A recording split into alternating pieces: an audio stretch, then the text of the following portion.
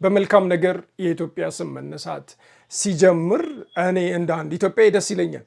የኬንያው የፓርላማ አባል ጁኔት መሐመድ ዛሬ ስለ ኢትዮጵያና አዲስ አበባ መልካም ንግግር ተናግረው በቪዲዮዎች አይተናል። በጣም ደስ ብሎኛል ወዳጄ። እኔ ኢትዮጵያዊ ነኝ።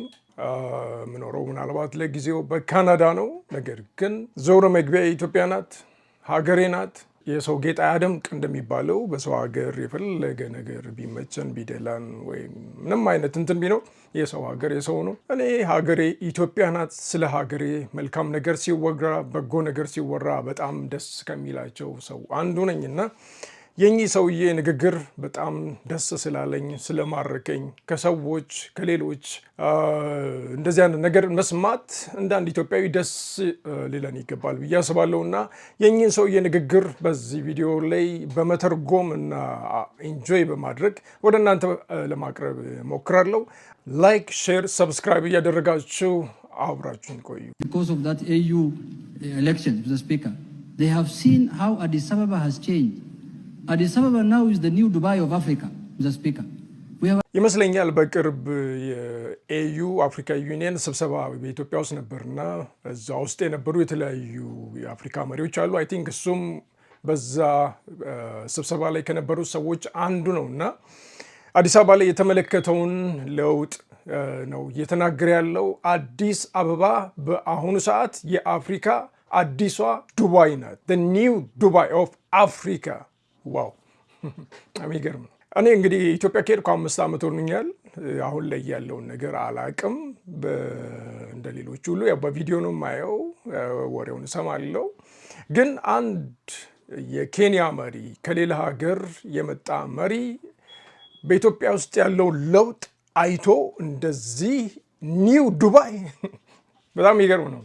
ማለት ስለ ዱባይ ሄጄ አላቅም፣ ግን በጣም ያው የሚገርም ተአምር ነው የሚታየው የሚሰማው ነገር እና ዱባይን የሚያክል ሀገርን እንደ ምሳሌ ተጠቅመው ስለ ራስ ሀገር ስለ ራስ ከተማ ሲነገር በጣም ነው ደስ የሚለው። ሚስተር መሐመድ ይቀጥሉ። በጣም ደስ ይላል። A lot of lessons to learn from that country on how they have developed that city to a modern city. ከዚህ ከተማ ብዙ ልንወስድ የሚገባው ተሞክሮ አለ። እንዴት አድርገው ከተማዋን ወደ ዘመናዊነት እንደቀየሯት። እኛ የአፍሪካ መሪዎች፣ እኛ የጎረቤት ሀገሮች ከኢትዮጵያ ከአዲስ አበባ ከተማ ብዙ የምንወስደው ትምህርት አለ፣ ተሞክሮ አለ ይላል ጁኔት መሐመድ። And Mr. Speaker, that city grew in less than 10 years to what it is, Mr. Speaker. ይቺ ከተማ ከ10 ዓመታት ባነሰ ጊዜ ውስጥ አሁን የምትመስለውን ኒው ዱባይ መስላለች ነው ያለው።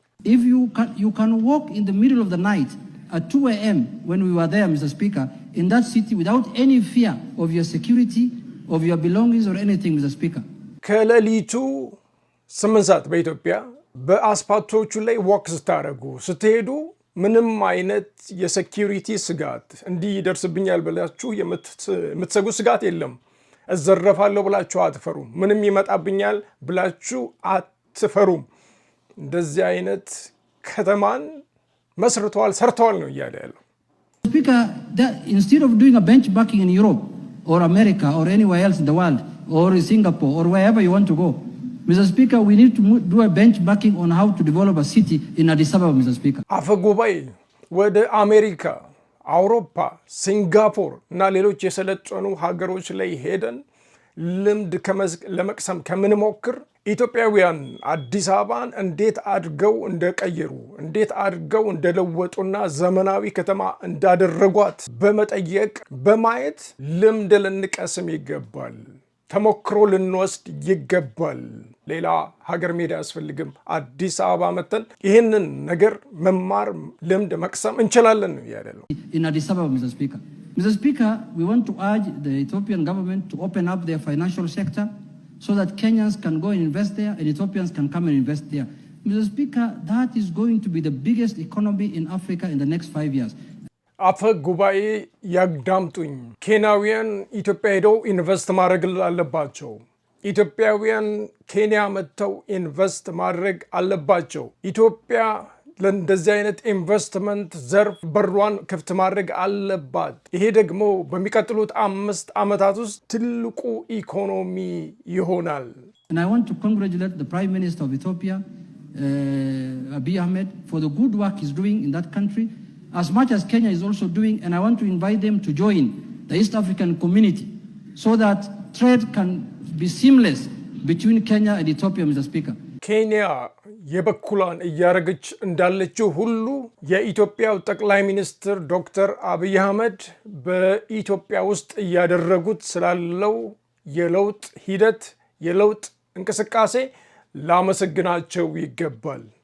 በኬንያና በኢትዮጵያ መካከል ያለው የንግድ ግንኙነት ቀልጣፋ እንዲሆን ሌሎችም በአካባቢ ያሉ ሀገራት እንዲቀላቀሉ ጥሪ ማድረግ እፈልጋለሁ። Mr. Speaker, this is a country that has not been colonized ever in their life, so they know what freedom is.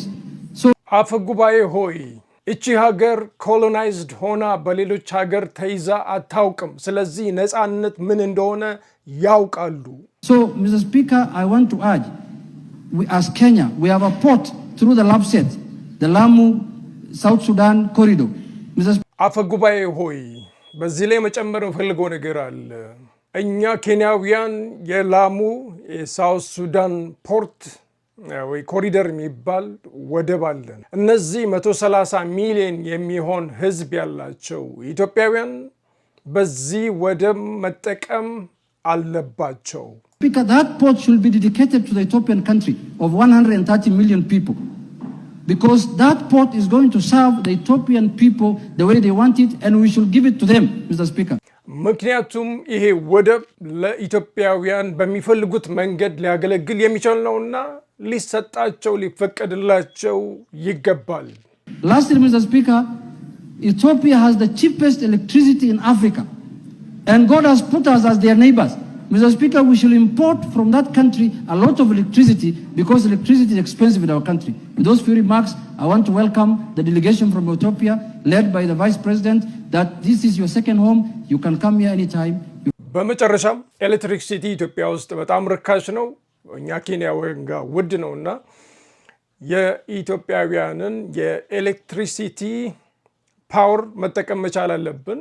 ምክንያቱም ዋጋው ዝቅ ያለ ስለሆነ ምናምን ብሎ ይጨርሳል። ከዛ በኋላ በዛ የተገኙትን በምክትል ጠቅላይ ሚኒስትር የተመራ የኢትዮጵያ ልዑክ ያመሰግናል። ይሄ ሁለተኛ ቤታችሁ ነው፣ በየትኛውም ሰዓት እንደ ቤታችሁ ሆናችሁ ማረፍ ምንድን ነው በቃ መምጣት ትችላላችሁ የሚል ንግግር ነው ያደረገው። ይሄ እንግዲህ የተደረገው በኬንያ ፓርላማ ውስጥ ይመስለኛል። ይሄ ንግግር የተደረገው በኬንያውያን ፓርላማ ውስጥ የኛ በምክትል ጠቅላይ ሚኒስትሩ የተመራ ምንድነው ልዑካን ባለበት የተነገረ ንግግር ነው። ይሄንን መስማት በጣም ነው ደስ የሚለው። እውነት እግዚአብሔር ይመስገን። በመልካም ነገር የኢትዮጵያ ስም መነሳት ሲጀምር እኔ እንደ አንድ ኢትዮጵያዊ ደስ ይለኛል። ከዚህ በፊት መጠሪያችን መነሻችን ጦርነት፣ ረሃብ፣ ችግር፣ ይህ ሰው የሚጠላቸው ነገሮች በሙሉ ነው ለእኛ መነሻ ስማችን መነሻ የሚሆነው። አንዳንድ ጊዜ ከሌላ ሀገር ዜጎች ጋር ስታወሩ ብዙዎቹ ስለ ጦርነትና ረሃብን ነው ኢትዮጵያን የሚያውቋት በዛ ነው። እና አሁን እግዚአብሔር ይመስገን እንደዚህ በኢትዮጵያ በልማት በእድገት በዘመናዊነት በለውጥ አርያነት ምናምን ስሟ መነሳት እየጀመረ ነው። ይሄ እንግዲህ ባለፉት ከ10 ዓመት ባነሰ ጊዜ ውስጥ የሆነ ነው። ወደፊት 20-30 ዓመት በሚሆንበት ጊዜ ደግሞ እንዲሁ ጠንክረን መስራት ከቻል አሁን በየአካባቢ ያለውን ጦርነት ማቆም ከቻል እና ጠንክረን መስራት ከቻል ልጆቻችን ቢያንስ የማይሸማቀቁባት ሀገር ኢትዮጵያ ትሆናለች የሚል ተስፋ አለን። ስለዚህ ሁላችንም እንበርታ፣ ባለንበት ነገር ጠንክረን እንስራ፣ ለሀገራችንም እንጸልይ። አሁን የጦርነት ዳር እያለ ነው። እንግዲህ እግዚአብሔር መብት ይስጠን። የእኛ ሀገር ነገር በጣም ውስብስብ ነው። ኤኒዌይ ግን ይህንን ሁሉ መብት መስጠት የሚችለው እግዚአብሔር ነው እና እግዚአብሔር ይርዳን ነው ምለው። አብራችሁኝ ስለቆያችሁ አመሰግናለሁ። እንግዲህ አዲስ የሆናችሁ ፕሊዝ ላይክ፣ ሼር በማድረግ ሰብስክራይብ በማድረግ ቤተሰብ ሁኑ።